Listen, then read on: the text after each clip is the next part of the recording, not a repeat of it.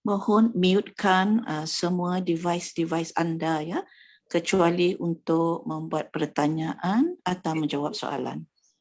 Terima kasih.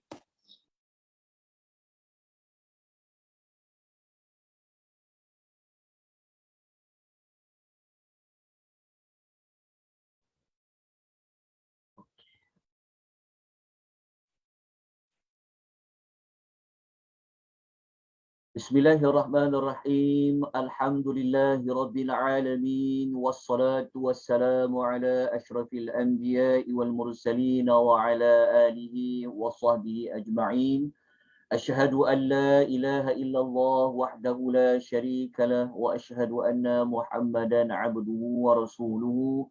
Allahumma salli wa sallim ala nabiyyina Muhammad wa ala alihi wa sahbihi wa man tabi'ahum bi ihsanin ila yaumiddin.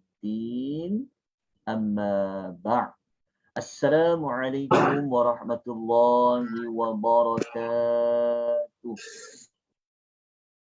Alhamdulillah, kita bersyukur kepada Allah Subhanahu Wa Taala pada pagi yang berbahagia ini, hari Isnin, seperti yang kita rancangkan. Allah Taala memberikan keizinan kepada kita untuk kita menambahkan ilmu pengetahuan kita berkenaan dengan kelebihan kita beramal.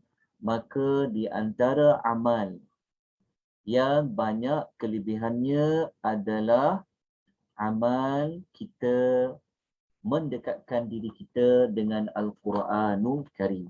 Jadi pagi ini merupakan siri yang ketiga, pertemuan kita yang ketiga bagi tajuk kelebihan Al-Quranul Karim. Rujukan nota untuk pertemuan kita pada pagi ini, pengisian kita pada pagi ini, kita masih lagi menggunakan nota yang digunakan pada minggu lepas dan pada 2 minggu lepas, dan ada nota yang baru yang diedarkan juga kepada tuan-tuan dan puan-puan. Jadi untuk dapatkan nota, sila tuan-tuan ambil di link Google Drive yang telah diletakkan di ruangan chat kalau siapa yang mengikuti Zoom ini, dan siapa yang mengikuti di FB Akademi Tadabbur Malaysia, dia berada di ruangan komen. Jika tak jumpa ataupun tidak ada, nanti tolong maklumkan untuk mempermudahkan kita merujuk pengisian kita pada minggu ini. Jadi kita siri ketiga ni, kita masih lagi membincangkan tentang kelebihan Al-Quran dari sudut Allah memberikan ganjaran pahala. Kita belum lagi masuk kepada tajuk Quran ini adalah syifa, penawar. Quran ini juga dari sudut memberi syafaat, kita dah cerita dah secara tidak langsung. Kita belum lagi masuk tajuk bab syifa. InsyaAllah dalam susunan lagi maklumat-maklumat tersebut, insya-Allah nanti kita akan kongsi pada kuliah yang akan datang, iaitu kelebihan kita baca Al-Quran, kelebihan Al-Quran yang ada pada Al-Quran itu dia boleh dijadikan sebagai asy-syifa, sebagai penawar. InsyaAllah itu kuliah yang akan datang. Jadi untuk siri 13 ni, kita masih lagi membincangkan kelebihan Al-Quran dari sudut Allah nak memberikan pahala yang banyak.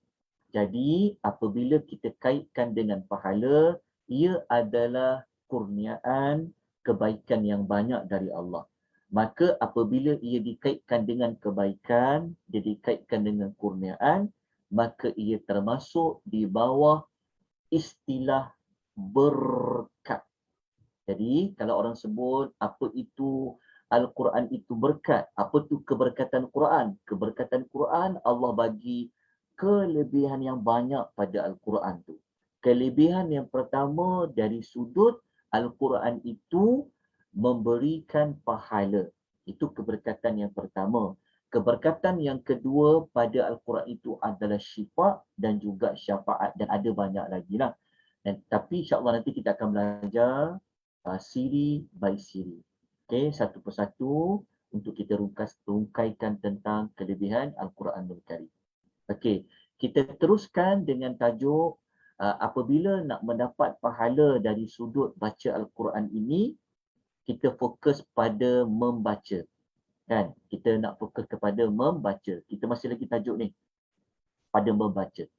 Okey, kita dah ulas pada siri pertama, siri kedua. Jadi siri pada kali ini kita nak membincangkan tentang macam manakah kelebihan membaca Al-Quran dari sudut cara.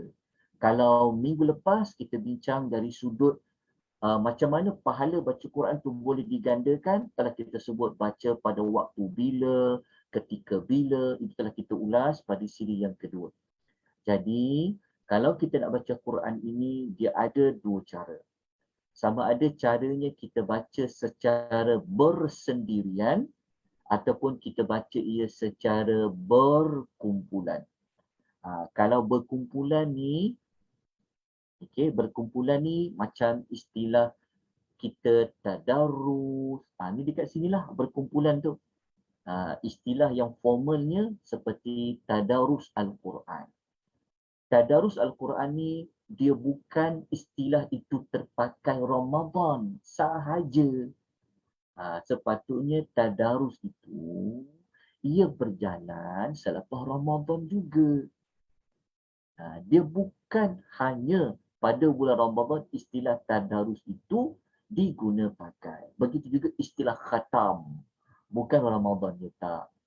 Seboleh-boleh setiap bulan kita khatam. Setiap bulan kita tadarus. Sekarang kita ada online, senang nak tadarus. Kan? Jadi kalau kita ada guru kita mengajar, kita bertadarus Al-Quran, seorang baca, seorang semak. Kan? Guru baca, kita baca, guru semak, dia boleh dikatakan baca Quran secara berkumpulan. Okey, bab persendirian ni kita tak perlu nak ulas, kita terus pergi kepada berkumpulan. Okey.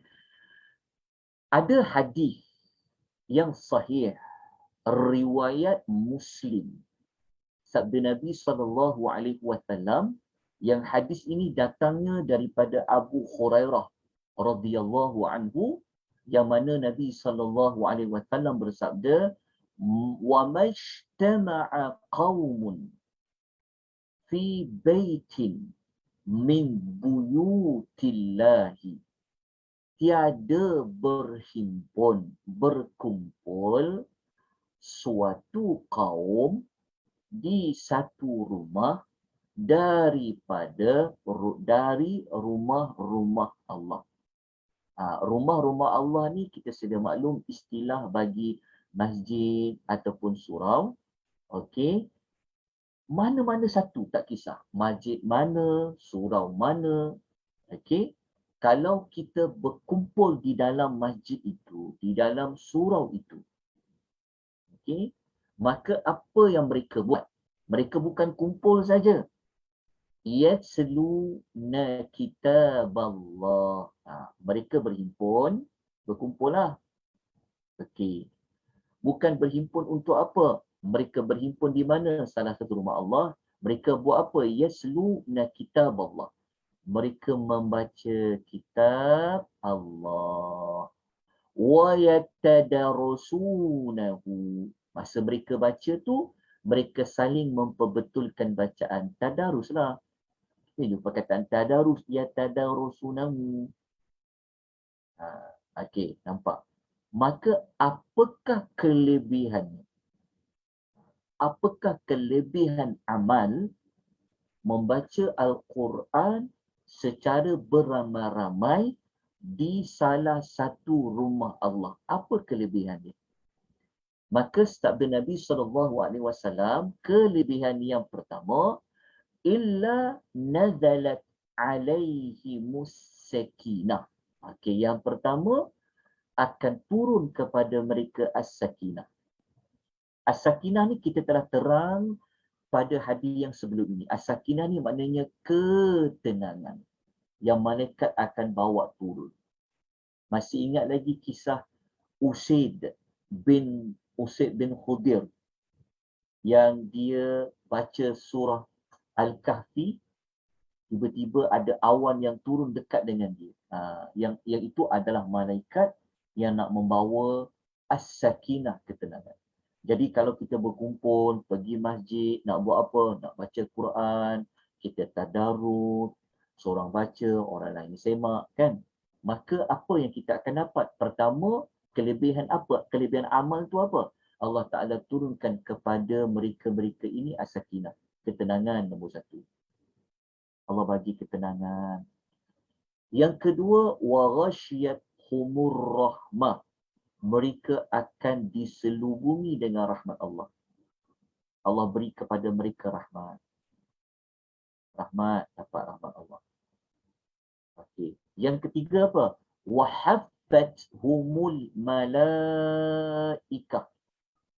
Masa tu juga ada malaikat-malaikat menaungi mereka, dilingkungi oleh para malaikat. Malaikat ada melindungi mereka ketika untuk dapat bersama dengan para malaikat.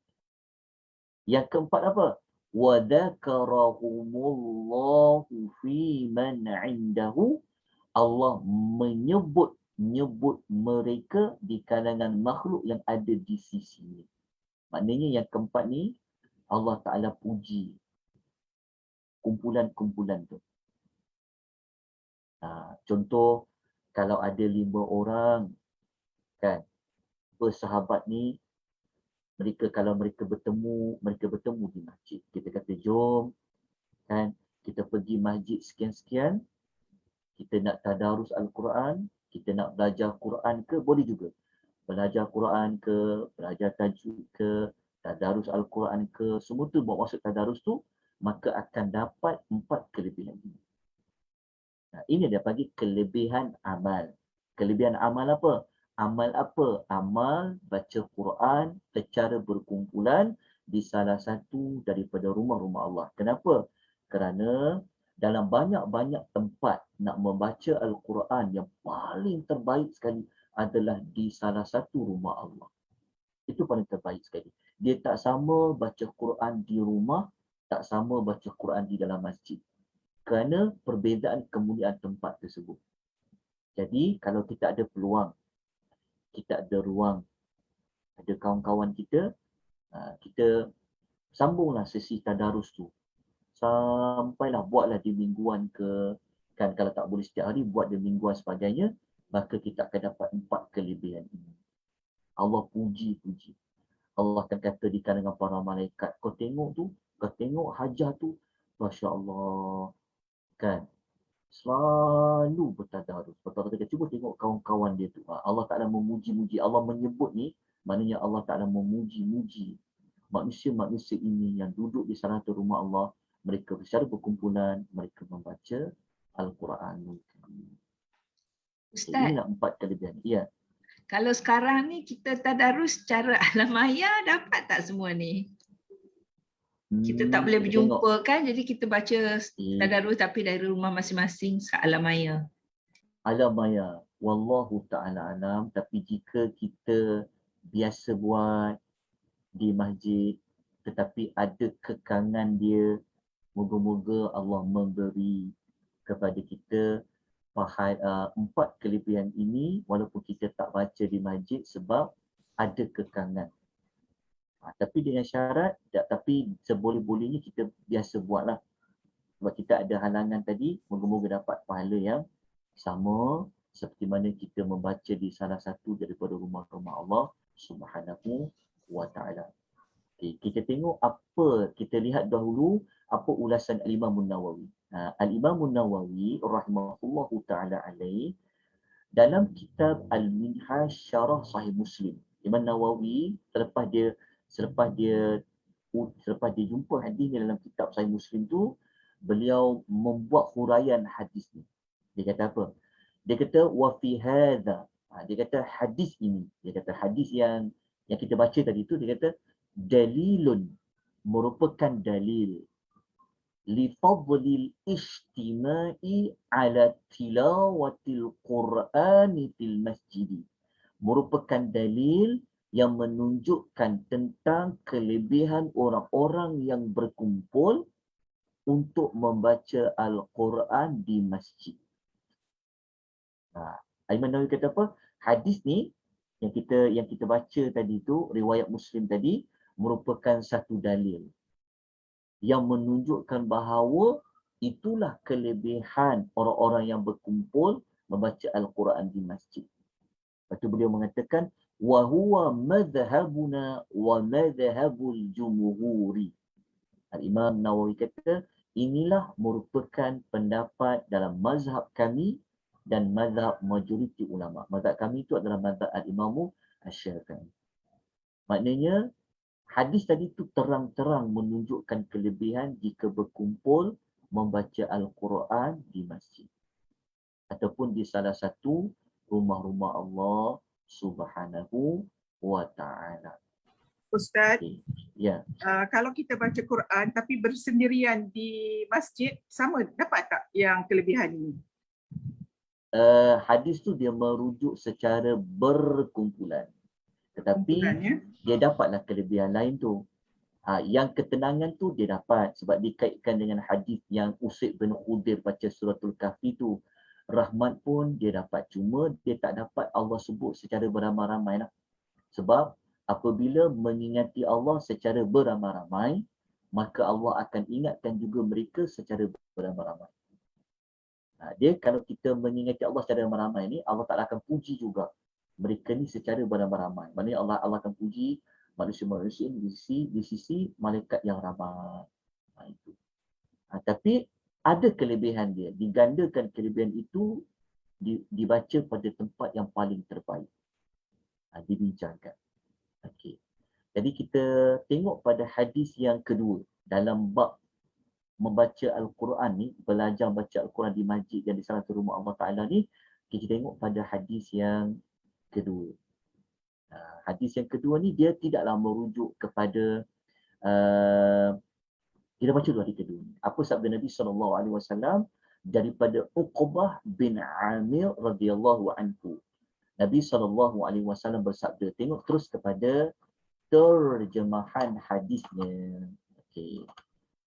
Hadis dia, sabda Nabi SAW, siapakah di antara kamu? Ketika hadis ini Nabi ucapkan, ia merujuk kepada ahli suffah. Ahli suffah ni iaitu sahabat-sahabat Nabi yang dia memang mereka berada mendiami di dekat kawasan masjid. Ahli suffah kan. Jadi ahli suffah ni Nabi tanya kepada mereka, siapa di antara kamu yang suka nak pergi awal pagi setiap hari menuju ke Buthan atau menuju ke Atiq. Buthan ni dia nama tempat lah. Dia Al-Atiq ni satu lembah dekat dengan kawasan Madinah tu. Maksudnya Nabi nak tunjuk, Nabi nak bagi satu contoh. Nabi kata, siapa yang disuka, dia keluar awal pagi pergi ke Buthan atau Al-Atiq, lalu dia balik daripada tempat tu, dia membawa 2 unta yang gemuk tanpa dosa dan memutuskan silaturrahim. Maksudnya, waktu dia keluar ke tempat itu, dia tidak buat dosa dan dia tidak membuat perbuatan keji seperti memutuskan silaturahim. Maknanya Nabi nak kata siapa kalau dia buat sesuatu, dia nak dapat pahala seperti 2 unta gemuk. Okey, maka kami menjawab, kami ya Rasulullah. Mereka kata, ya ya Rasulullah, kami menyukainya. Ahli suffah mengatakan, nuhibbu dzalika, kami suka ya Rasulullah. Maka Nabi SAW bersabda, Nabi kata, afala yaghdu ahadukum ilal masjidi faya'lam. Tidaklah salah seorang dari kamu pergi ke masjid. Lalu, Nabi kata apa? Faya'lamu. Lalu dia mengetahui. Dia mengetahui au yaqra'u. Atau dia membaca 2 ayat dari Al-Quran. Lebih baik daripada 2 unta. 2 unta apa? 2 unta yang gemuk. Maknanya, kalau dia pergi masjid, dia belajar Quran, dia dapat tahu, oh ayat Quran ni maksudnya begini, oh Al-Quran ni cara bacanya macam ni. ataupun dia pergi membaca. Dia pergi masjid, dia baca. Macam puan bertanya tadi tu, dia pergi masjid, dia baca. 2 ayat je dia baca daripada ayat Quranul Karim. Lebih baik daripada 2 unta. Okey, 2 ayat lebih baik daripada 2 unta. 3 ayat lebih baik dari 3 unta. 4 ayat lebih baik daripada 4 unta, dan beberapa jumlah ayat lebih baik daripada jumlah unta.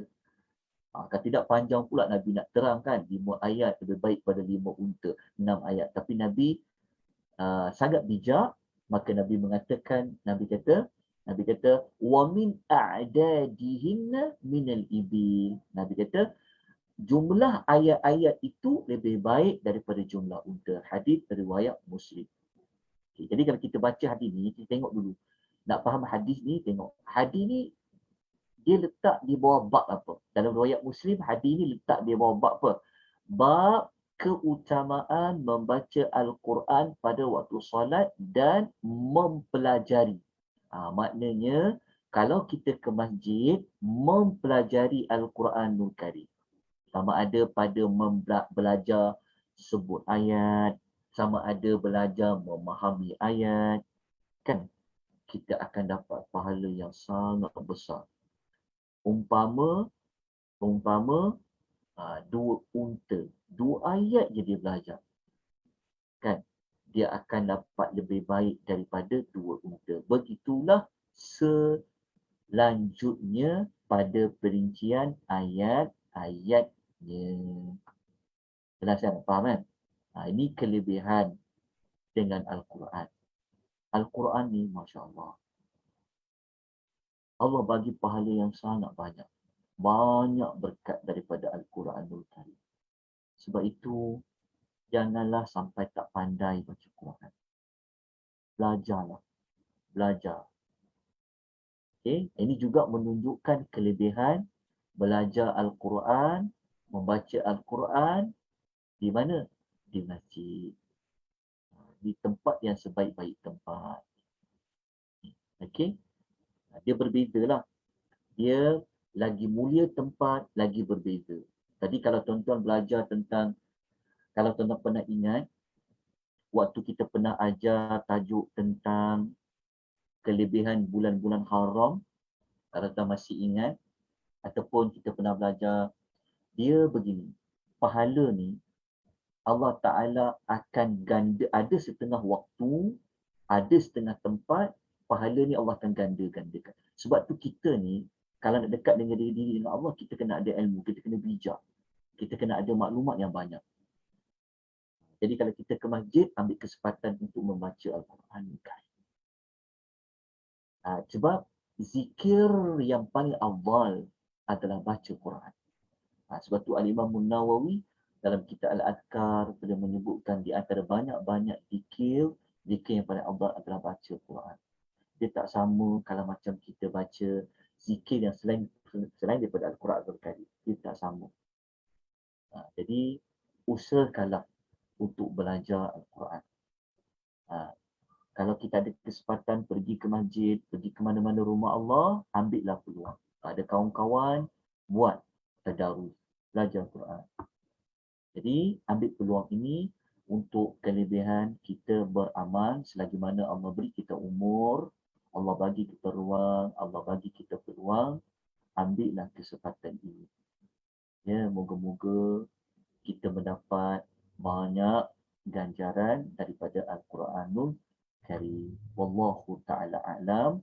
Ini adalah serba ringkas maklumat tentang kelebihan pada membaca Al-Quran, dan kita telah menyebut pada waktu, pada tempat-tempat dia dan sebagainya.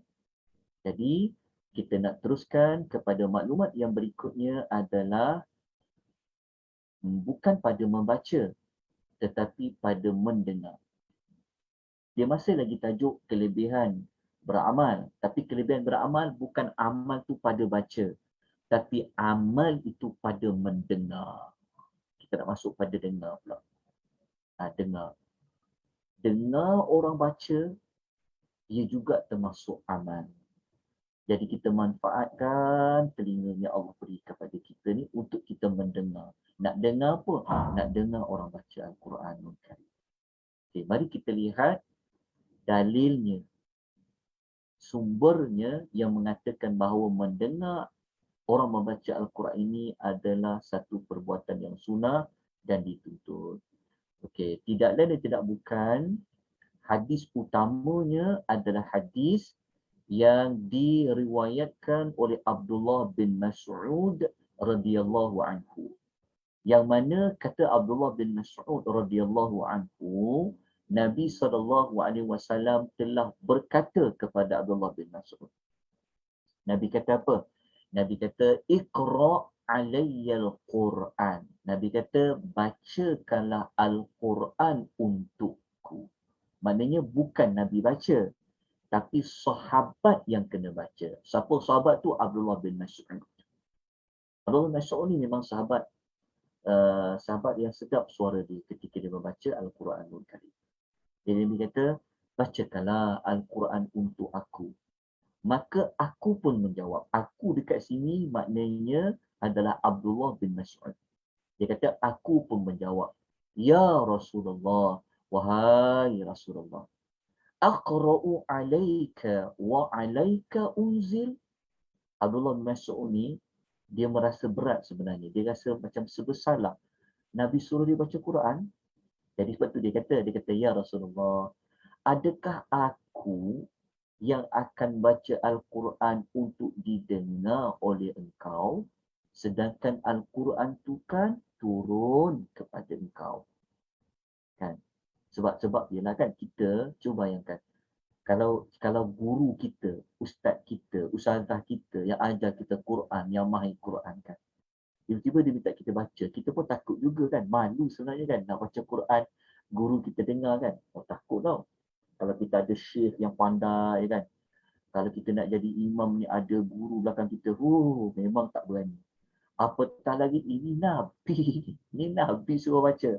Jadi Allah masuk kata, aku ke nak baca Quran sedangkan Quran itu turun kepada engkau.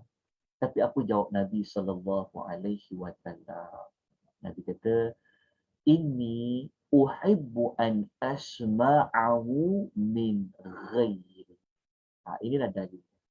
Nabi kata, aku sangat suka, sesungguhnya aku suka mendengar Al-Quran dibaca oleh orang lain.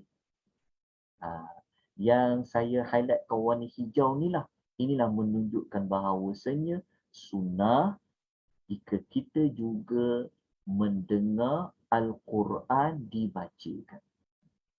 Bukan hanya pada kita membaca, tapi kita juga boleh mendengar orang lain membaca.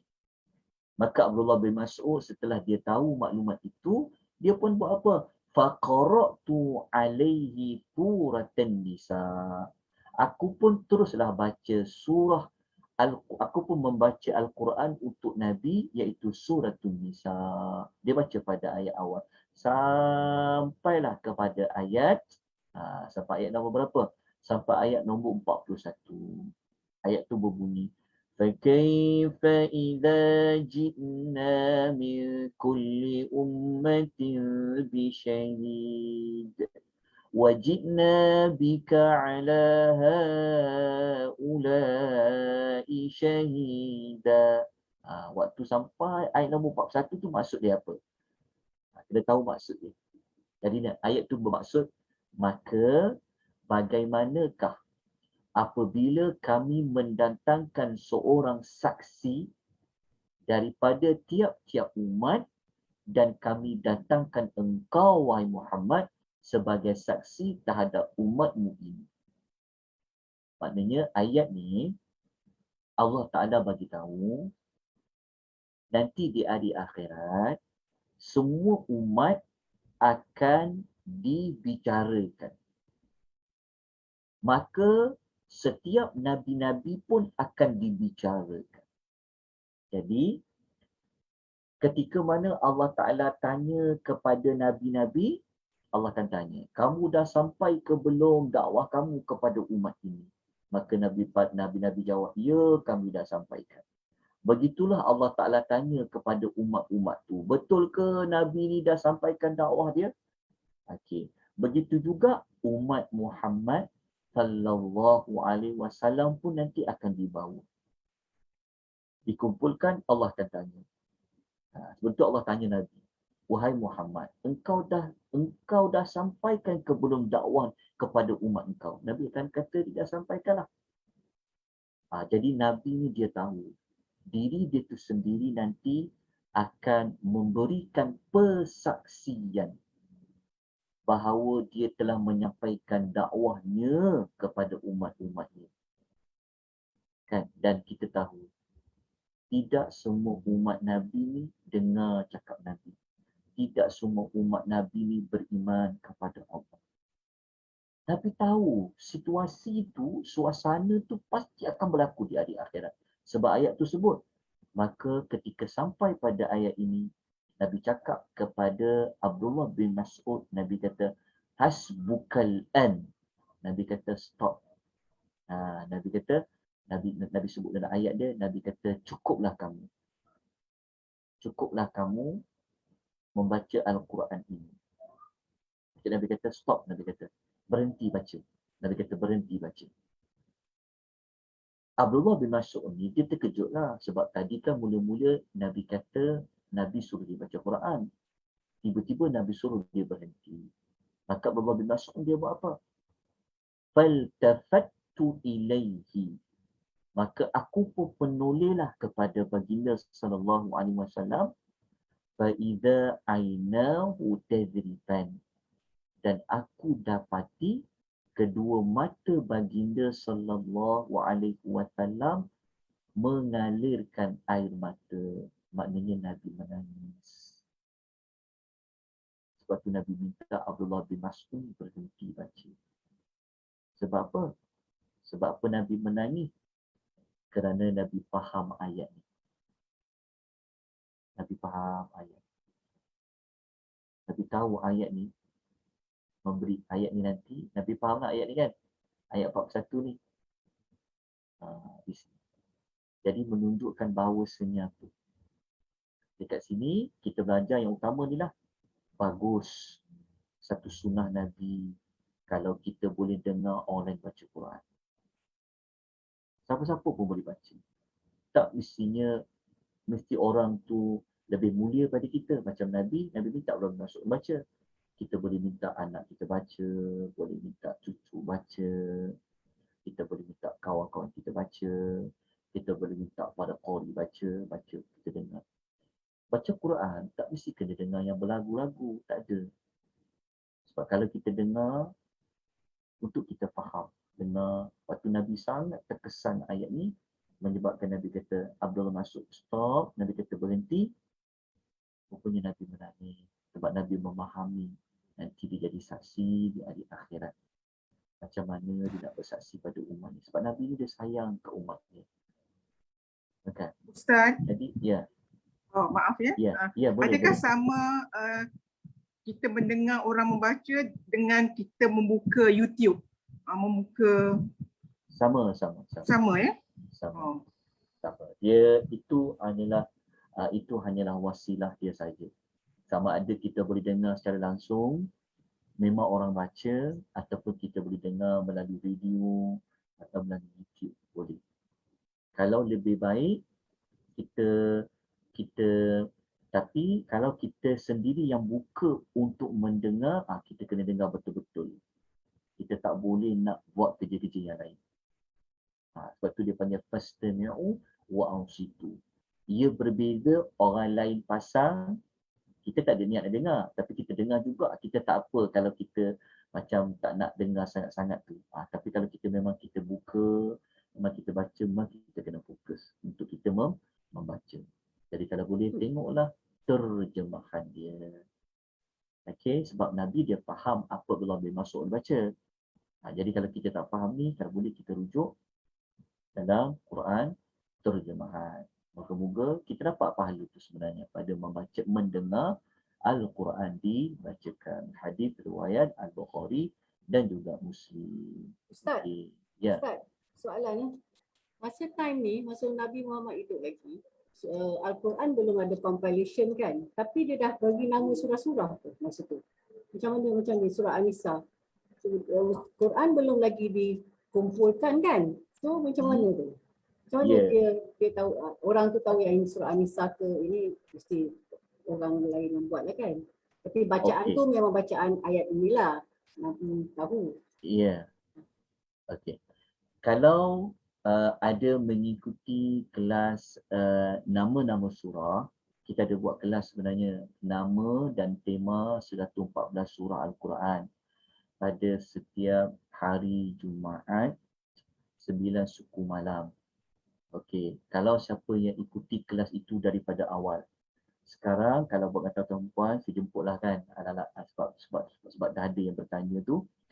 Jadi kalau ikut pada silibusnya, kami dah sampai kepada belajar surah last sekali adalah surah Qaf. Last sekali surah Dariyat. InsyaAllah pada hari Jumaat ni kita akan belajar mengenali nama surah At-Tur dengan nama surah An-Najmi. Jadi kalau tuan pernah ikut pada permulaan dahulu, waktu kita kenal nama surah ni, nama-nama surah ni sebenarnya waktu dibukukan tu memang ditulis mengikut apa yang telah ditunjuk ajar oleh Nabi sallallahu alaihi wasallam. Bermakna pada zaman sahabat dulu memang mereka mengetahui surah itu namanya apa. Oleh kerana nama-nama surah ini ia merupakan tauqifi mengikut pendapat yang kuat, sebab itu kita mengambil inisiatif untuk mencari rahsia. Kenapa surah ni dipilih nama An-Nisa? Macam tu. Jadi ikutlah kelas itu. Jadi jawapan puan tadi, jawapannya adalah iya. Memang para sahabat mengetahui bahawa surah itu dinamakan dengan Suratu An-Nisa. Jelas? Hari Jumaat malam Ustaz, melalui akademi kan? Ya, Jumaat malam di akademi Tadabbur Malaysia, nama-nama surah. Dan tema dia. Okey, jelas. Tadi soalan-soalan puan tanya tu betul. Memang para sahabat mereka mengetahui memang nama dia itu adalah An-Nisa. Dan sebab zaman Nabi dulu pun memang Quran turun tu dia ditulis lah. Cuma belum dibukukan sahaja dalam bentuk satu mushaf. Wallahu ta'ala a'lam. Baik, ada soalan lain? Kita nak terus kepada nota yang baru. Okey, kita sepatutnya kita nak terus belajar tajuk tentang ni. Penawar, syifa. Tapi saya macam ada terlepas pandang. Okey, kita sepatutnya kita nak pergi tajuk ni. Tapi tajuk ni nanti kita akan bincang kemudian. Saya tengah susun maklumat ni, saya nak ajar tuan-tuan jampi nanti. Nanti kalau dia ajar jampi, jangan tak datang kelas pula. Sebab apa sibuk menjampi orang. Sebab dah belajar jampi. InsyaAllah nanti kita akan belajar. Tengok macam mana Nabi gunakan ayat Quran. Kita ikut macam mana Nabi ajar. Ini kita masuk pada sifat nanti penawar. Nanti kita akan ajar tentang macam mana dikatakan penawar Quran ni pada hati. Macam mana nak rawat hati tu pada Al-Quran ni. Ni pada penawar. InsyaAllah ni kita masuk kepada tajuk yang akan datang. Jadi pagi ni kita masih lagi tajuk kelebihan Quran lagi. Tapi kita nak pergi kepada kelebihan masih lagi baca. Okay, kita masih lagi pada tajuk baca. Masih lagi tajuk baca. Masih lagi tajuk amalnya membaca Quran tu. Tapi kelebihan dia apa? Kelebihan dia baca tu Allah bagi pelindung. Jelas tak? Faham kan? Dia spesifik lagi. Kita masih lagi kelebihan kita, kelebihan amal apa? Amal kita adalah baca Al-Quran. Kelebihan dia apa? Kelebihan dia Allah bagi pelindung. Itu dia panggil fadail a'mal. Okey, jelas. Kelebihan pada pelindung. Ruqyah, jampi, penawar tu ini slot akan datang. Tapi macam mana kita nak gunakan ayat Quran ni sebagai penawar. Okey, pada jampi. Okey, kemudian kita belajar yang ni. Kita terus pergi kepada yang baca Al-Quran. Kelebihan daripada baca tu Allah melindungi kita semua. Ini pun kelebihan yang sangat besar. Okey. Jadi kita pergi kepada nota tu dapat ya. Nota tu boleh ambil dekat Google Drive tu. Ada tak? Tuan dapat tak nota ni? Ada tak yang tak dapat?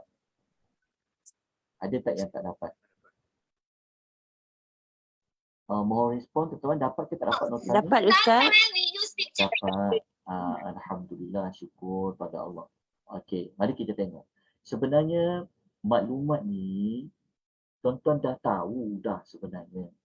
Tuan-tuan dah selalu dengar dah. Tapi anggaplah ia sebagai untuk mengukuhkan pengisian yang tuan-tuan pernah dengar ya. Sebab ialah kelas banyak. Kadang-kadang kita pergi kelas ni dah belajar tajuk ni, tiba-tiba masuk pula kelas dekat Persatuan Wanita Islam Prihatin ni, Persatuan Wanita Islam Prihatin ni, jumpa balik tajuk ni. Jadi saya minta maaf lah sebab susunan modul-modul dalam tajuk kelebihan amal ni memang macam ni. Jadi kalau tuan-tuan dah pernah dengar, kita dah biasa dengar, anggaplah ia sebagai pengulangan ya. Okey. Jadi kelebihan Al-Quran ni kita juga tidak boleh ketepikan bukan hanya pada nak dapat pahala membaca saja. Nak dapat rahmat saja, ketenangan saja dan sebagainya. Tetapi kelebihan yang ada pada Quran ni kalau kita baca dia, ia boleh memberikan perlindungan. Pelindung. Dia menjadi pelindung kita semua. Okey. Kita pergi kepada surah Al-Baqarah terlebih dahulu. Okey. Kita pergi kepada suratul Al-Baqarah terlebih dahulu. Hadis riwayat Muslim, sabda Nabi SAW. Inna syaitana yanfiru minal baiti alladhi tuqra'u fihi suratul Baqarah.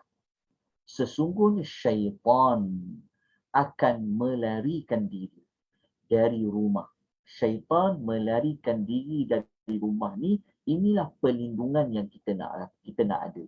Maksudnya kita nak lindung rumah kita daripada dihuni, didatangi oleh syaitan-syaitan. Jadi caranya macam mana? Maka daripada membaca surah Al-Baqarah, kelebihan dia Allah lindung kita daripada syaitan. So syaitan dia akan lari daripada rumah kita. Yang bagaimana? Yang dibaca padanya di dalam rumah itu surah Al-Baqarah, hadis riwayat Muslim.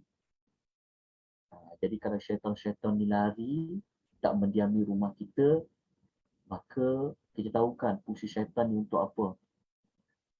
Syaitan ni mungkin kita mudah marah, mungkin kita jadi malas nak beribadat, mungkin kita mudah nak membesar-besarkan isu, nak bergaduh dan macam-macam. Itu kerja syaitan. Jadi salah satu caranya untuk lindung diri kita daripada syaitan datang menghuni rumah kita, antaranya adalah dengan membaca suratul Al-Baqarah, hadis riwayat Muslim. Bukan saja rumah lah, kalau di pejabat, kalau di mana-mana tempat, nak halau jin, nak halau syaitan, bacalah suratul Baqarah. Ini yang sunnah yang betul. Bukan kita baca surah Yasin. Dia surah Yasin boleh baca. Sama je sebab dia ayat Quran. Cuma tidak disebutkan tentang kelebihan khusus surah Yasin tu berfungsi seperti Al-Baqarah. Jadi lepas ni kalau nak masuk rumah baru ataupun rumah yang kita dah ada sedia ada ni kan, rasa aku ni kenapa lah serabut je.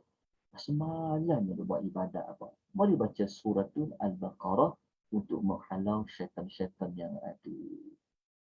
Nak baca macam mana? Bolehlah baca sikit-sikit, sambung-sambung.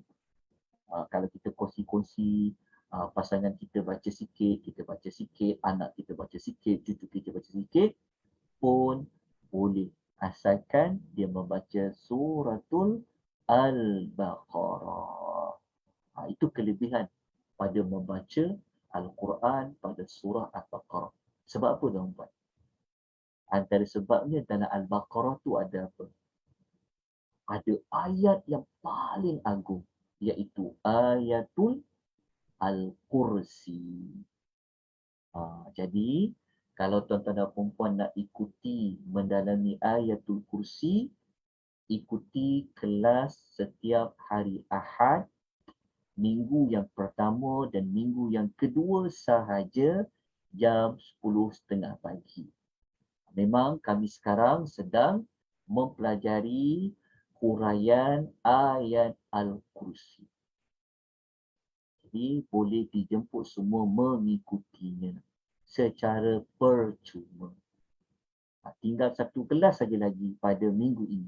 Sebab dia kelas minggu pertama, tinggal minggu kedua. Tuan take note maklumat tersebut jika ada ruang nak belajar ayat Al-Kursi. Jadi ini Nabi sebut dalam hadis riwayat Muslim.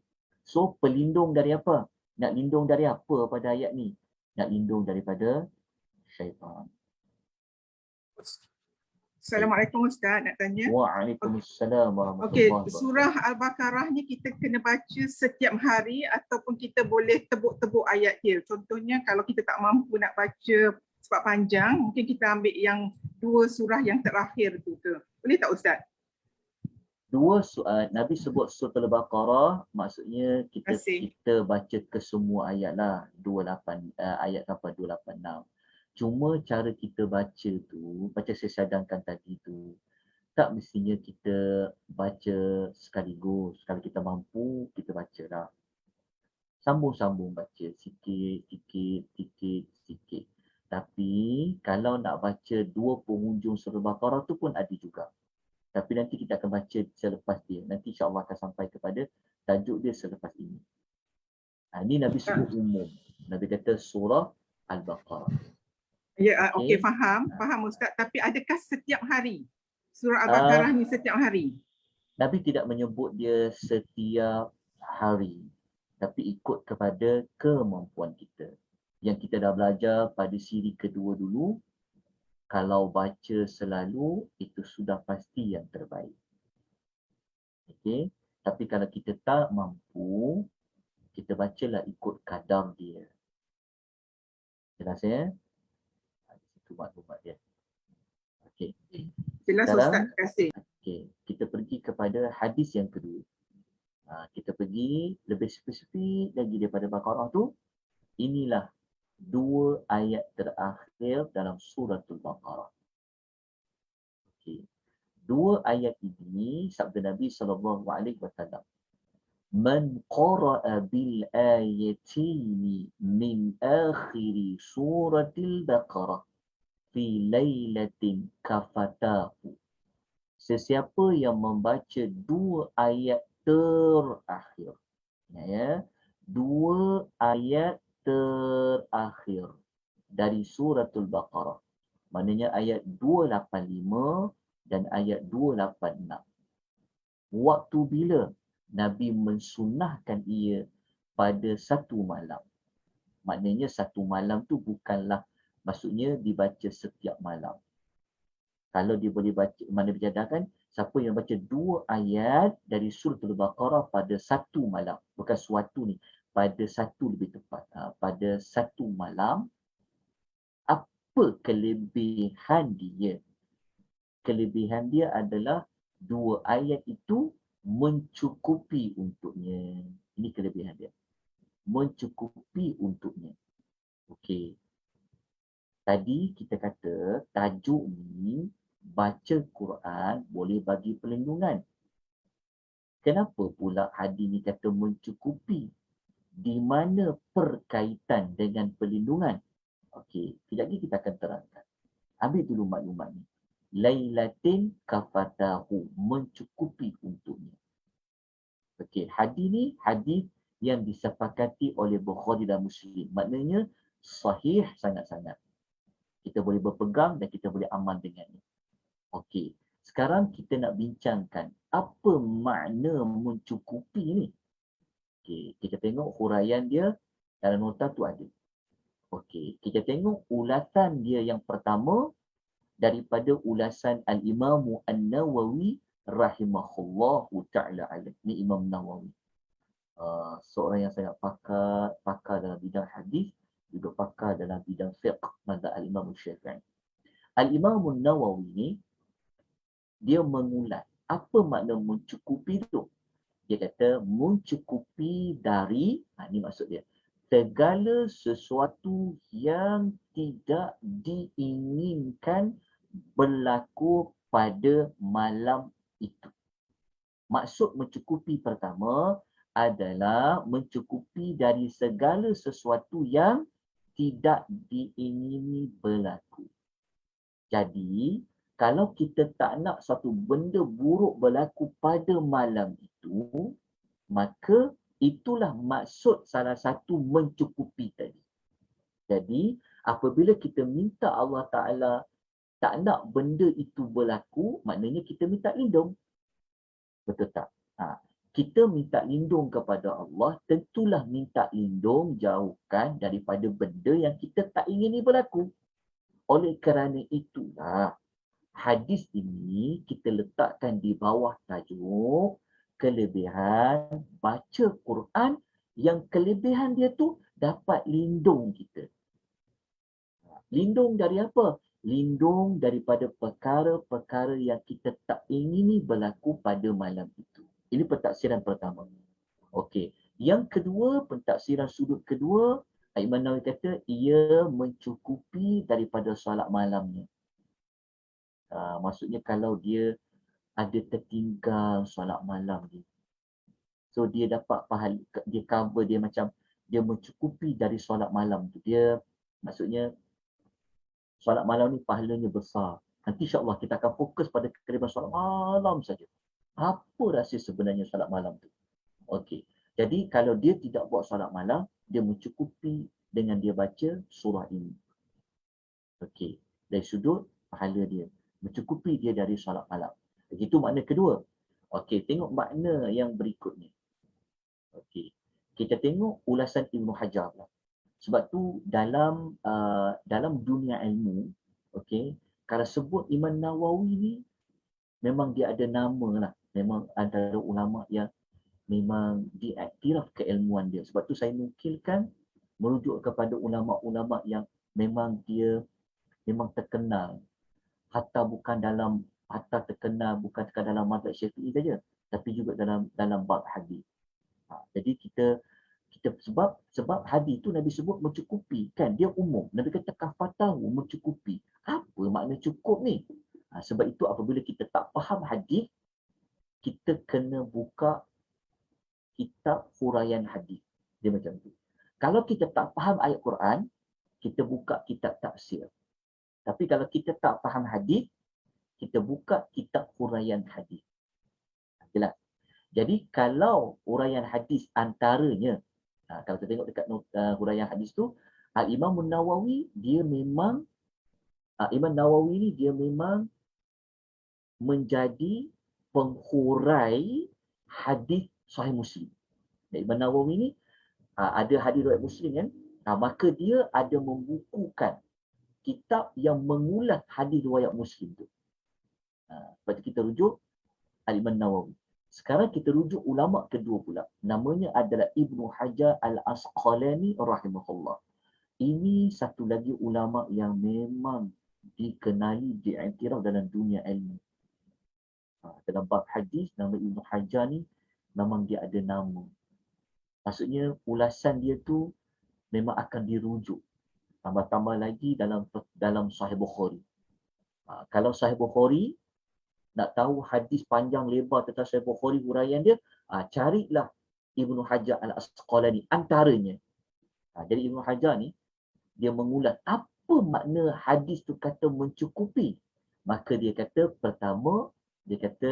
yang pertama dia kata cukup dapat lindung dia daripada kejahatan manusia dan jin.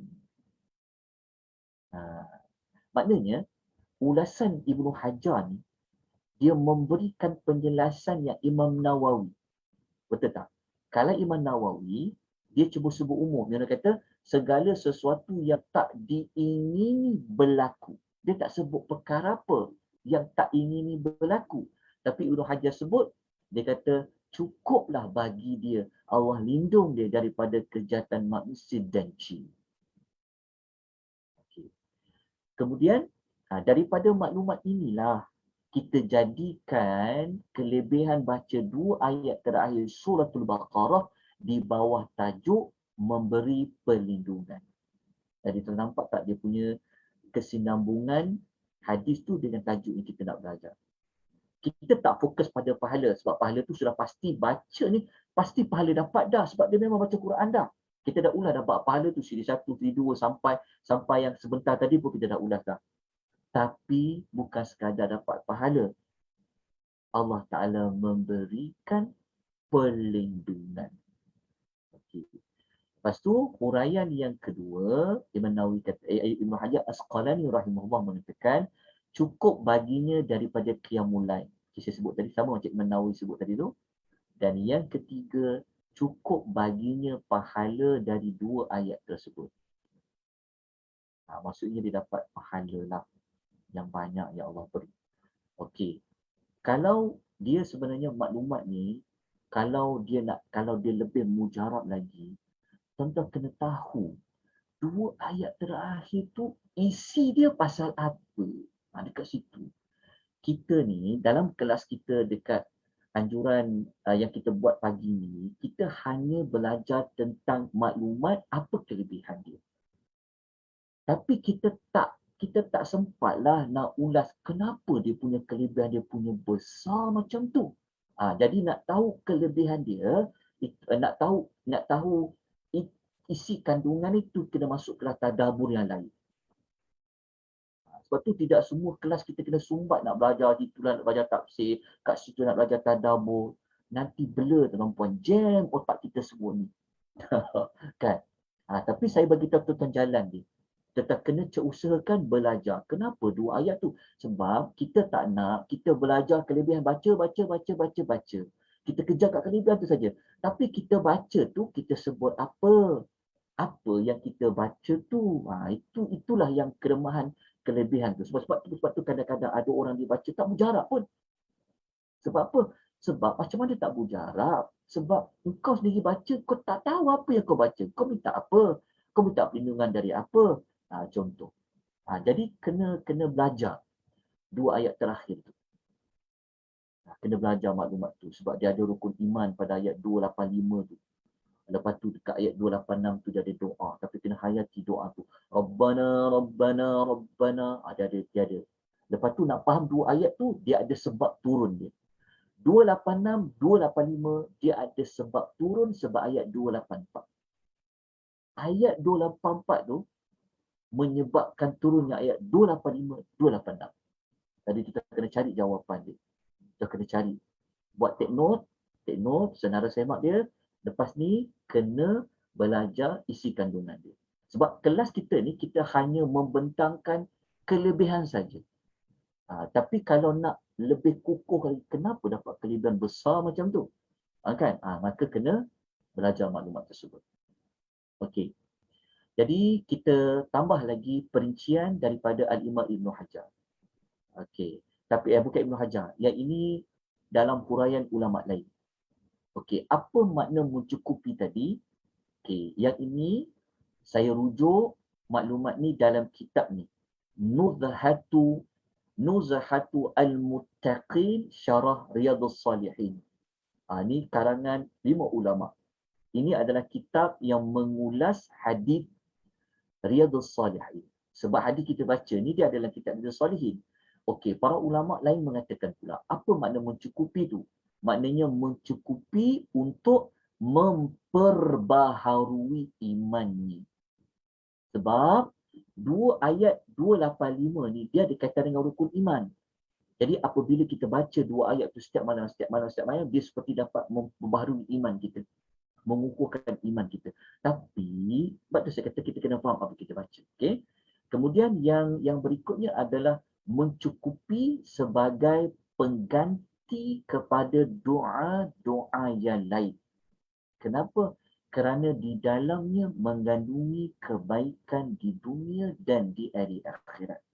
Ini adalah ulasan Mustafa Dib Al-Bugha dan lain-lain para ulama.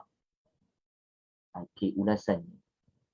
Maksud dia, sebab tu saya kata kita ni, sebab tu saya selalu ingatkan. Okey, jangan belajar kelebihan tapi kita tak faham pada apa yang kita ucapkan. Tambah-tambah lagi waktu kita nak belajar bab syifa nanti, bab ubat nanti. Sebab tu orang baca Quran, dia baca sekali mujarab. Orang baca sampai 1 kali tak mujarab. Ayat Quran sama. Sebab tu bergantung kepada orang yang membaca. Sebab tu kita faham. Apabila kita faham, kita baca dengan penghayatan. Kita akan bawa sampai ke hati, minda kita. Dia tak sama sekarang kita tahu ni ayat Quran ni, ni ayat Quran ni, ni ayat Quran ni. Dia tak sama dengan orang tahu ayat Quran ni cerita pasal apa. Sebab tu ada doa-doa tu Rabbana tu. Sebab tu Mustafa Dib Al-Bugha mengatakan bahawa mencukupi dari sudut pengganti doa-doa yang lain. Kita ada kat sini, sebab tu dibaca dia setiap malam. Jadi apabila kita baca, kita ambil kelebihan ni, rupa-rupanya banyak kelebihan pada 2 ayat terakhir ni. Tapi sebab kita nak fokus kepada memberi perlindungan.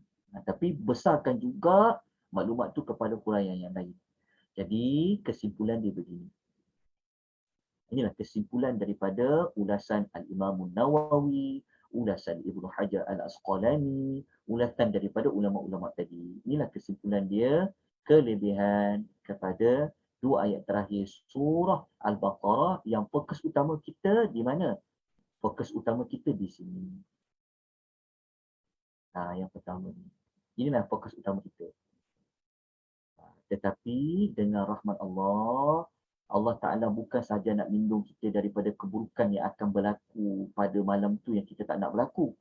Tapi juga sebagai pengganti solat malam, dapat memperbarui keimanan kita, dan juga menjadi pengganti kepada doa-doa yang lain. Ini kalau kita tak sempat nak baca doa lain, tak baca doa lain pada ayat tu, sebenarnya sudah ada doa. Jadi kena bacalah dekat ayat 28 ni, ayat 286. Umat ni. 286. Ini ayat 285. Ini ada kaitan dengan rukun iman. Amanar Rasulu iman. Okay, jelas ya? Dapat maklumat tersebut. Okey. Kalau dah jelas, kita teruskan kepada doa yang lain pula. Ayat Quran yang lain yang kelebihan dia dapat lindung kita. Ini pun kita dah belajar dah.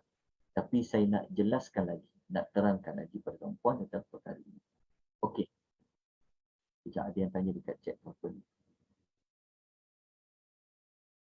Okey, kalau surah Baqarah dipasang dengan dibaca, ia berbeza sebenarnya. Okey, kalau kita pasang, ia tak sama seperti kita membaca. Tapi boleh tak pasang? Jawapannya boleh pasang sebab dia termasuk dalam kelebihan mendengar tadi tu. Boleh. Okey, kita teruskan kepada ayat yang lain. Ayat ni pun tuan-tuan dah tahu dah. Tapi yang kita tahu ni lah, kita nak kukuhkan lagi. Ni maklumat ni pada surah apa ni? Kita baca dulu. Ni surah 3 Kul. Kita tengok dulu kat sini. Kita tengok dekat sini ada 3 Kul. Okey, kita pergi 3 Kul dulu. Surah 3 Kul, kita memang tak nafikan surah Al-Ikhlas tu dari sudut pahala kan. Pahala baca tu kita sudah maklum lah. Sebab tu saya tak bawakan untuk ulasan tu. Tapi kita nak ambil sudut lain pada surah 3 Kul ni. Bukan pada Al-Ikhlas saja, tapi pada surah Al-Ikhlas, Al-Falaq dengan An-Nas. Okey, kita baca dulu. Hadis dia. Okey, tengoklah nota kan. Okey, sabda Nabi SAW. Nabi kata, Iqra. Nabi kata, bacalah. Makna Nabi perintah tau kita baca. Walaupun bukan perintah bentuk wajib, Tapi kalau Nabi suruh baca ni, tentu ada hikmahnya. Maka Nabi kata bacalah. Baca apa? Qul huwallahu ahad. Bacalah qul huwallahu ahad. Maknanya baca ayat tanpa habis lah. Janganlah baca qul huwallahu ahad sahaja. Baca sampai habis. Okay. Lepas tu Nabi kata bukan qul huwallahu ahad je.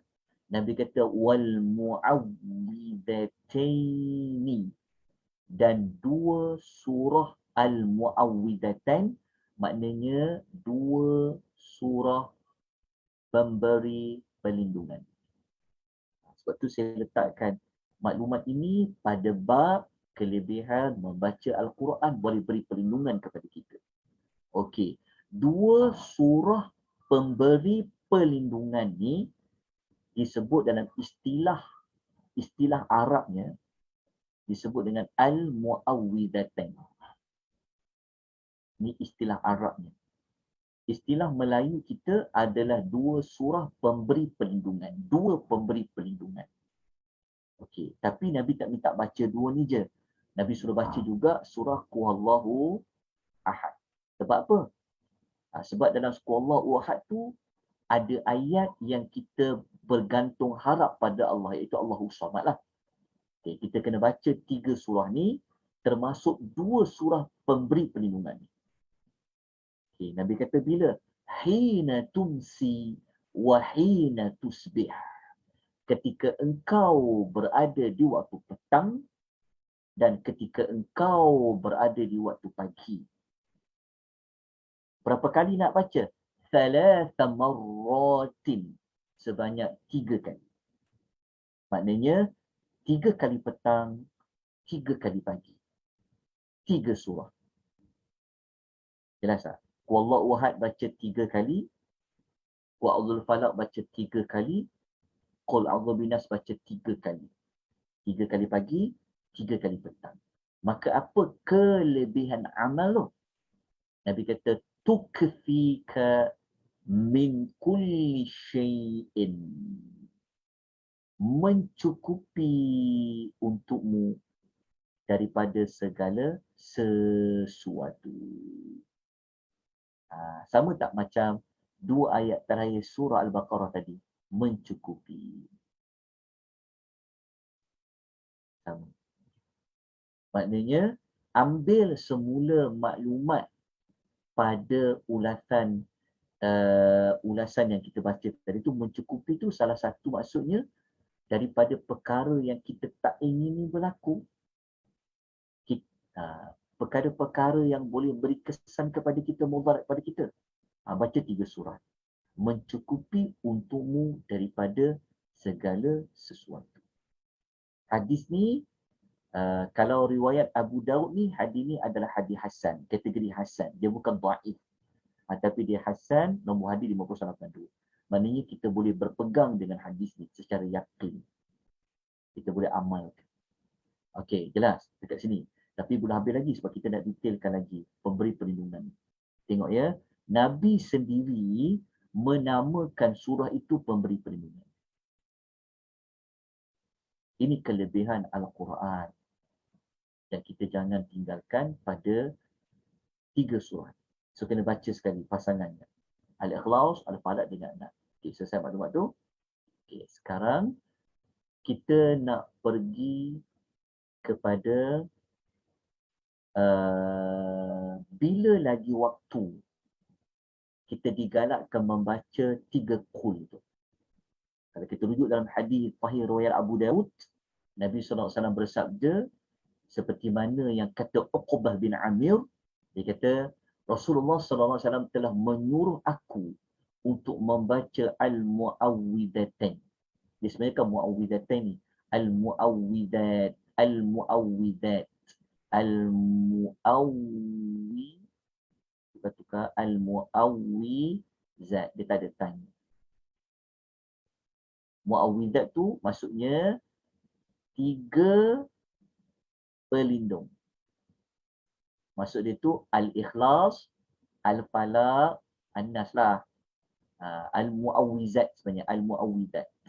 3 pelindung. Nabi SAW tak panggil surah tu Al-Ikhlas. Nabi tak panggil, maknanya ketika Nabi ucap hadis ni, Nabi tak sebut baca Al-Falaq.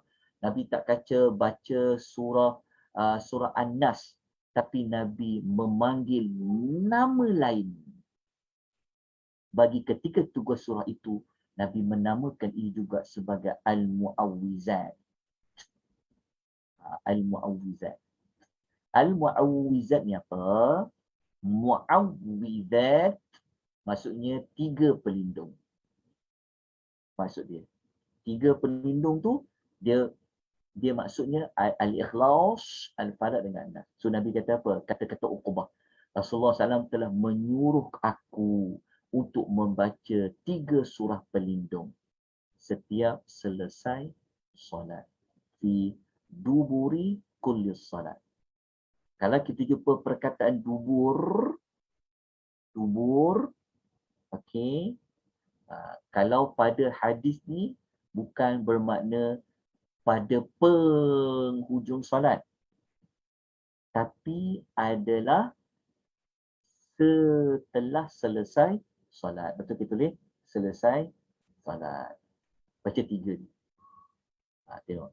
Jadi inilah kelebihan surah 3 Kul.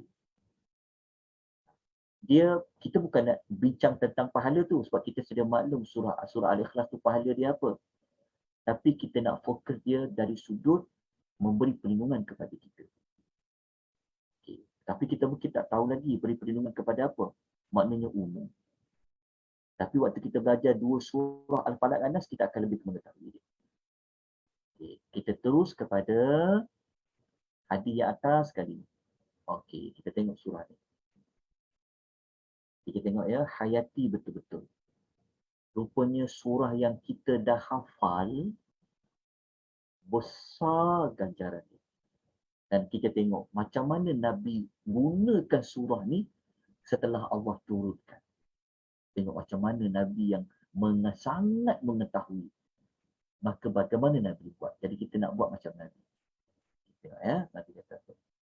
Nabi SAW bersabda seperti mana kata Abu Sa'id Al-Khudri radhiyallahu anhu. Abu Sa'id Al-Khudri mengatakan, dia kata kana sallallahu alaihi wasallam yata'awwadhu minal janni. Rasulullah SAW sentiasa meminta perlindungan daripada kejahatan jin. Lepas tu juga Nabi selalu minta perlindungan daripada apa? Wa'ainil insan, dari sudut pandangan mata manusia yang jahat, yang dengki lah. Daripada pandangan mata manusia yang jahat, yang dengki. Nabi selalu minta 2 perlindungan. Selalu Nabi minta. Tengok Rasulullah ni. Rasulullah yang memang Allah akan jaga Nabi, tapi Nabi bukan hanya bertawakal kosong-kosong, tapi Nabi berusaha juga dengan minta pada Allah. Nabi minta apa? Perlindungan daripada kejahatan jin dan manusia. Pandangan mata manusia yang jahat. Okay. Nabi selalu minta. Jadi minta perlindungan. Dan sampaikan hatta nadalatil al-mu'awwidatan. Terjumpa sekali lagi istilah ni. Al-mu'awwidatan. Sehinggalah Allah turunkan surah Al-Mu'awwidataini, iaitu 2 surah pelindung. Surah apa? Al-Falaq dengan Nas. Tengok Nabi buat apa. Falamma nazalata. Maka ketika turun tu Nabi buat apa? Akhadha bihima. Nabi ambil surah tu. Maksudnya Nabi amalkan baca 2 surah tu. Wa taraka ma siwahuma, dan Nabi tinggalkan bacaan-bacaan selain dari 2 tu. Maknanya apa? Fahamkan hadis ni.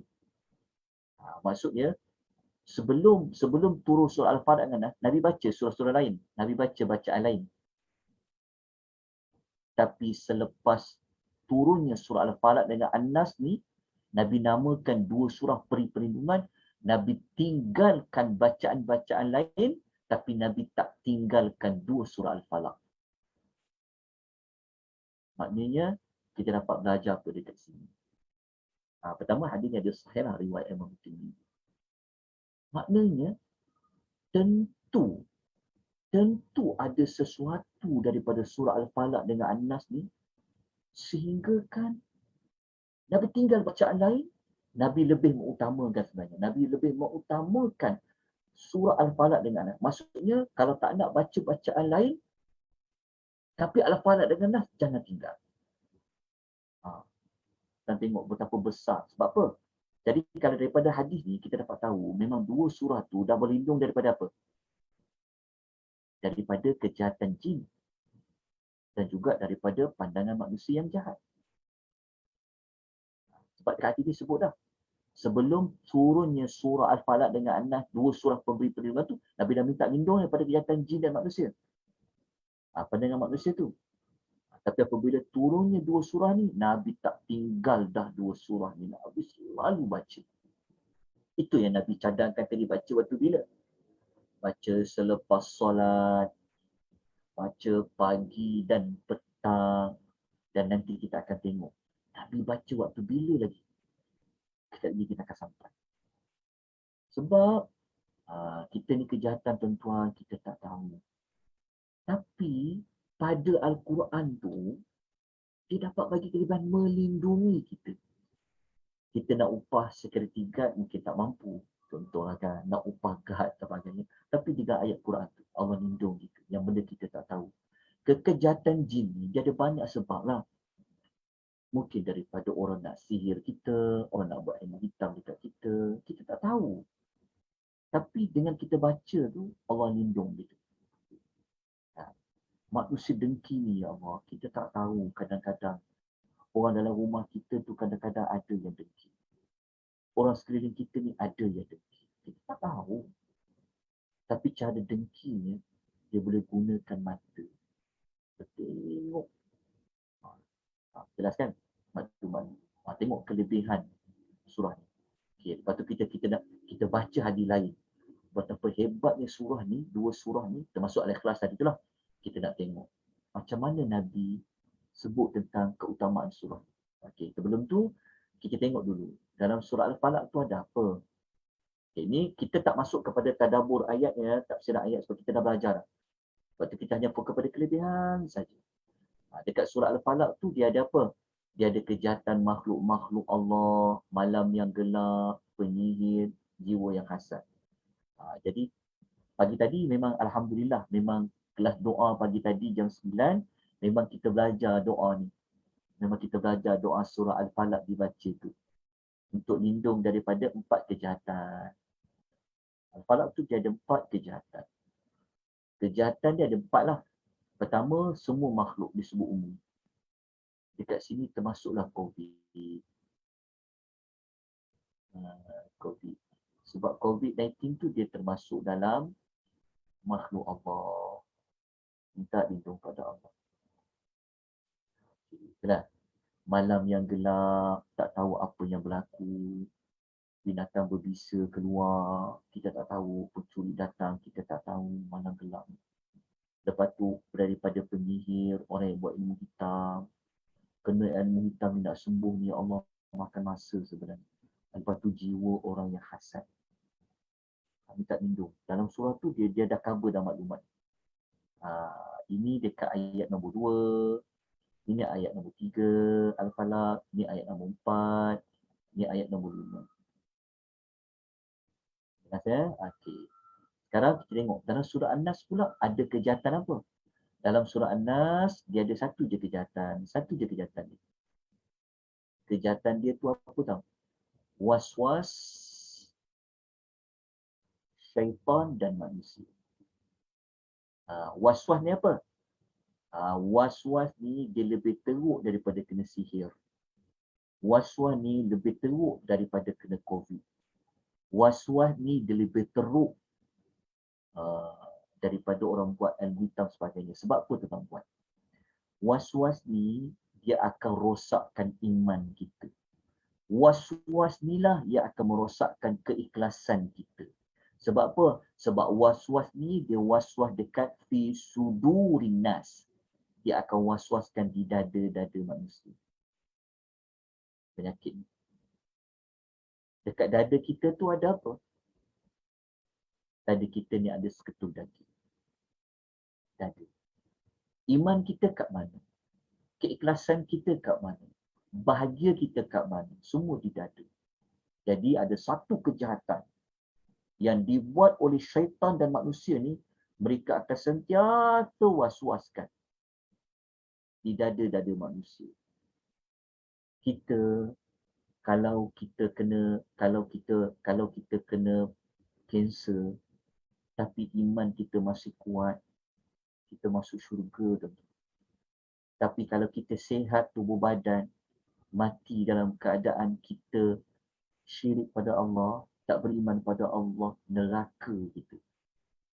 Sebab tu cara nak bagi orang syirik, nak bagi orang ini jadi tak ikhlas, nak bagi orang ni macam-macam, ragu-ragu, syak, nak jadikan orang ni cinta dunia, nak bagi orang ni jadi sangka buruk pada orang, nak bagi macam-macam ni, dia attack guna was-was ni.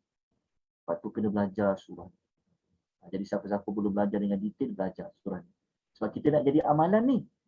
Kita nak jadi amalan, jadi nak mujarab pada bacaan tersebut, betul ke dia bagi perlindungan tu, maka ia perlu dibaca, kalau boleh, kalau ada kemampuan, baca dengan memahami. Jadi itulah maklumat yang ada pada surah An-Nas. Okay, kita tengok hadis berikutnya. Kita nak habis apa? Kita nak habis dah, sikit waktu je lagi. Okey, tengok ya, kelebihan surah Al-Falaq ni dengan surah An-Nas ni.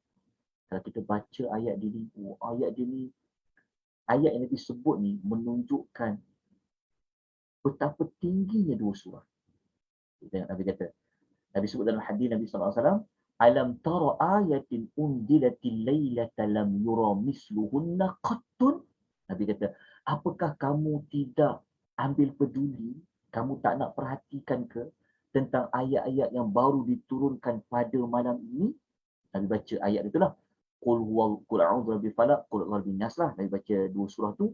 Lepas tu Nabi kata, ayat tu apa? Nabi kata, lam yura mithluhunna qattun. Nabi kata, tak ada yang sama pun macam dia. Sebab apa? Ya. Tak sama, tengok. Kalau kita baca ayat ni, dia tak sama macam ayat-ayat yang lain. Kalau kita kumpul semua surah, semua ayat, dia tidak sama macam surah Al-Falaq dengan An-Nas. Dari sudut apa sebenarnya? Dari sudut memberikan perlindungan tadi, protection tadi. Itu Nabi kata, tidak ada yang sama pun macam dua surah ni, kata Nabi. Maknanya besar surah ni. Kedudukan dia. Okey, kita dapatkan maklumat dia. Okey, sekarang kita tengok lagi. Satu lagi hadis untuk ukurkan maklumat ni, kelebihan dia. Okey, tidak.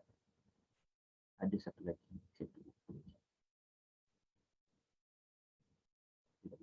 Oh, tak ada dah.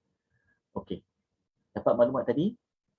Okey, kita pergi kepada satu hadis lagi yang punya Nabi tak nak tinggal surah tu, Nabi buat apa? Nabi juga membacanya ketika Nabi nak tidur. Kita belajar tadi lepas solat, pagi petang, kan 3 kali pagi, 3 kali petang, tengok masa Nabi nak tidur pun Nabi baca. Bukanlah baca Al-Mulk semata-mata, bukanlah baca surah Sajadah semata-mata. Tetapi Nabi juga membaca 3 kul itu. Nabi buat apa? Mari kita ikut macam Nabi buat. Okay, sabda Nabi SAW, tapi kata Aisyah meriwayatkan, dia tengok Nabi buat apa. Dia kata sungguhnya Nabi SAW setiap malam, apabila baginda mahu tidur, Nabi akan menyatukan kedua tapak tangannya, lalu meniupnya dengan membaca. Meniup dekat tangan tu, maksudnya Nabi tiup dia tanpa keluar air liur, Nabi tiup dia. Dia seperti meludah tanpa keluar air liur lah, berkembur-kembur.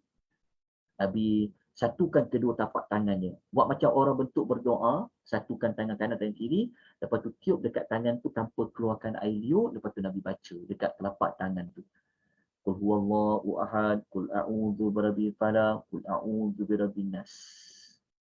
Lepas tu Nabi buat apa?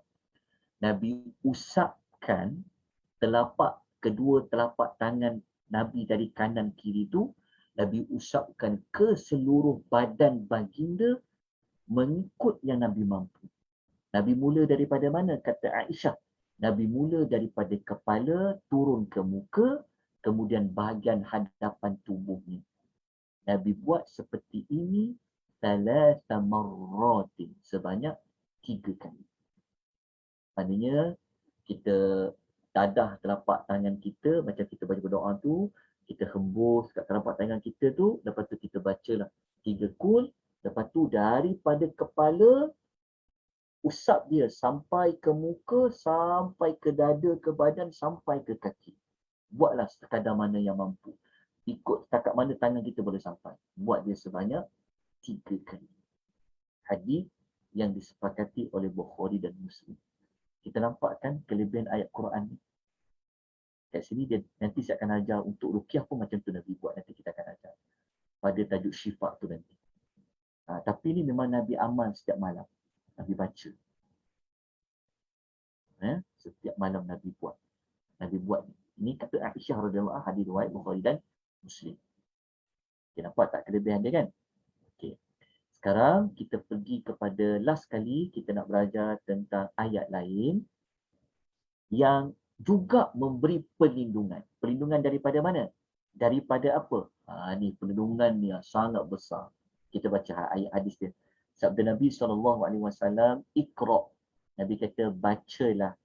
Qul ya ayyuhal kafirun. Lepas baca surah Al-Kafirun tu, Nabi suruh buat apa? Summanam ala khatimatiha. Nabi kata, kemudian tidurlah selepas dah baca ayat tadi tu. Kenapa Nabi kata? Fa innaha bara'atum minasyirki. Nescaya ia membebaskan orang daripada syirik. So nak minta lindung daripada apa sebenarnya? Nak membebaskan kita, nak melindungi kita daripada terjatuh dalam perkara kesyirikan. Ini perlindungan lah. Tuan-tuan, syirik ni ya Allah, benda yang paling besar sekali. Jadi, macam mana nak lindung kita daripada kesyirikan, nak bebaskan kita daripada kita bukan orang-orang yang melakukan kesyirikan, maka bacalah Qul ya ayyuhal kafirun. Dibaca. Lepas tu, tidur.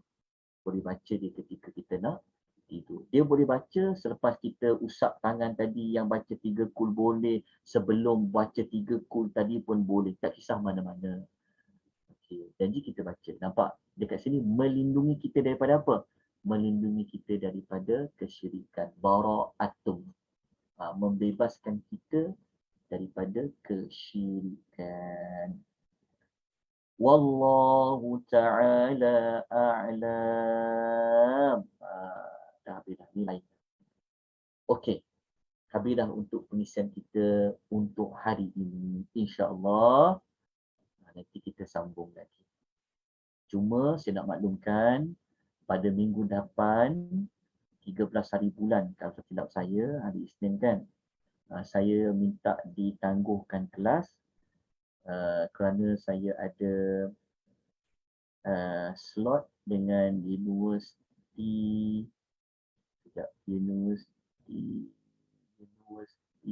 Perlis kot, Unimed Perlis asalnya. Mereka minta saya bagi slot tadabbur, sampaikan slot tadabbur untuk surah Yasin jam 9 sampai jam 12. Sama juga tu. 9, 10, 11, 12, 4 jam tu. Jadi pada minggu depan tak ada kelas lah untuk fadail a'mal. Kita untuk kelebihan Al-Quran nanti kita sambung yang keempat, siri keempat pada 2 minggu lagi. Jadi minggu depan tak ada kelas. Jadi kita jumpa insya-Allah sekali lagi ke sekejap perhatian. Saya macam ada 2 slot tu. Okey. Sekejap ya, saya tengok kejap. Saya takut saya tersalah jadual. Okey, sambil-sambil tu ada pertanyaan nak tanya. Ada soalan nak tanya apa-apa? 13 hari bulan 9. 13 hari bulan 9.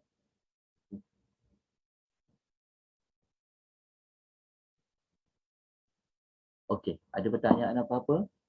Soalan nak tanya?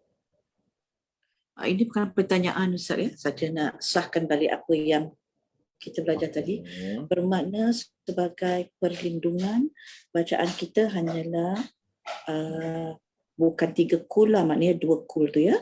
Kalau Zubra Falaq dengan An-Nas, iaitu waktunya selepas, kalau pagi selepas subuh, kalau petang selepas asar. Betul ke kalau kita buat macam tu, Ustaz? Pagi tu juga bukan selepas subuh. Kalau boleh waktu subuh tu kita baca itu lebih baik. Maksudnya masuk subuh tu, kalau kita dah lepas kita zikir, dah wirid, lepas solat tu kan, boleh juga kita ulang lagi baca dia. Ulang lagi baca untuk dia. Tetapi 3 kul tu memang Nabi buat setiap malam sebelum tidur ya, yang 3 kul. Ya ayyuhal kafirun pun baru hari ni saya tahu Ustaz, untuk dibaca sebelum tidur untuk mengelak daripada kesyirikan. Something new to me lah. Terima kasih Ustaz ya. Terima kasih Ustaz. Itu saja sekian. Ada pertanyaan lain? Ustaz, ada pengajaran mengatakan sebelum tidur tu baca 3 kali Al-Ikhlas. Seperti macam dia baca satu Quran lah kan tu. So maknanya kalau kita baca 3 kali Al-Ikhlas, lepas tu kita baca Al-Falaq, kita baca An-Nas. Lepas tu Al-Kafirun. Al-Kafirun tu last lah, baru kita tidur bukannya Al-Ikhlas last. Tak kisah. Dia bukan, dia tak kisah sebab kita bukan membaca Al-Quran tu mengikut mushaf, tak apa, dia boleh, mana-mana pun itu boleh. Dia benda tu dia fleksibel. Satu lagi, macam 3 kul ni termasuk dalam wirid-wirid kita selepas solat kan. Yang masuk dalam 128.5, 286 tu pun memang. Habis tu kalau kita kena tambah lah maknanya. Masa dia dah habis baca wirid tu, kita kena tambah lah lagi yang 3 ni. Kalau kita nak baca dia macam selepas macam kita nak baca waktu duha kan, kita baca dia tambah lagi.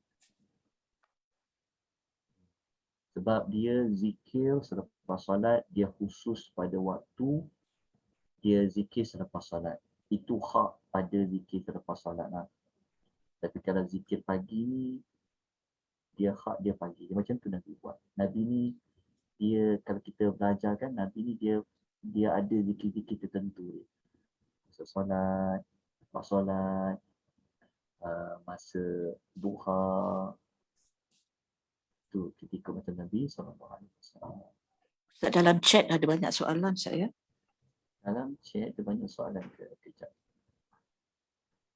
Okey. Kita dah jawab tadi yang video ni. Waktu untuk membaca 2 ayat terakhir Al-Baqarah selepas maghrib boleh ke Ustaz? Boleh. Janji dia malam lah. Sebab dia Nabi sebut malam. Lepas maghrib dah boleh baca. Lepas isyak pun boleh baca. Okey.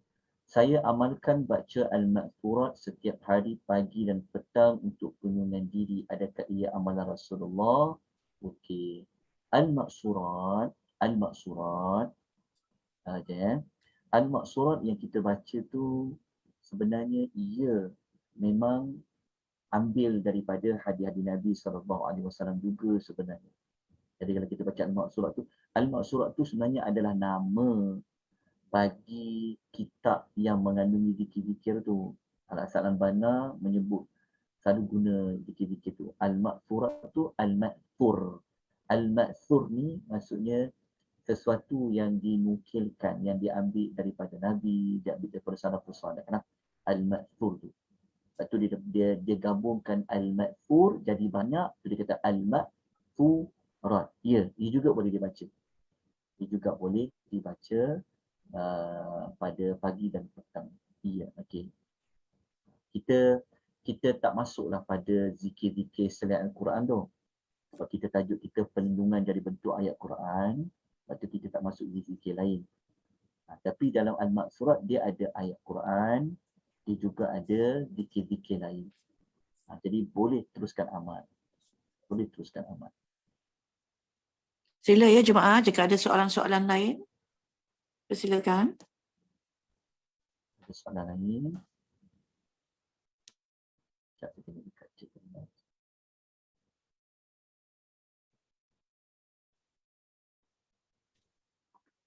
Okey.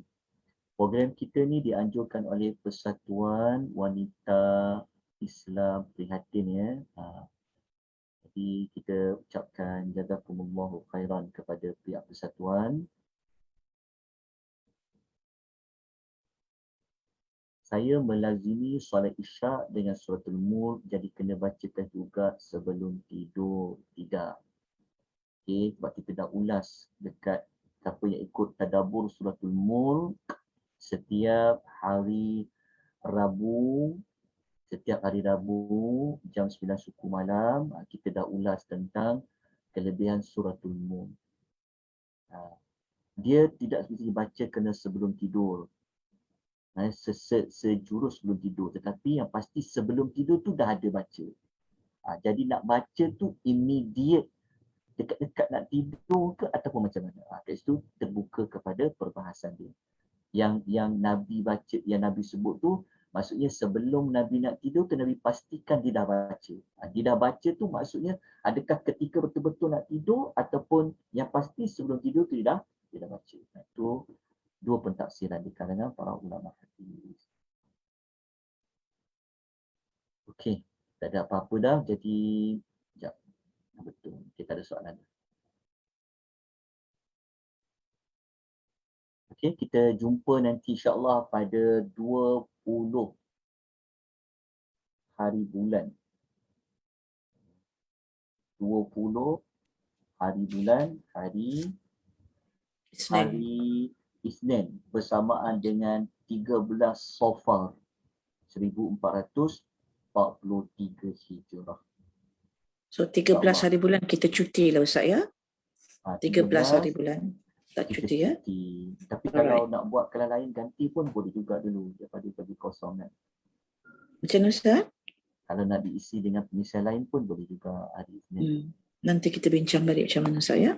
Ya, terima kasih banyak-banyak kepada semua. Mohon ampun dan maaf dan kekurangan kelemahan. Aqulu qawli hadza wa astaghfirullahal azim.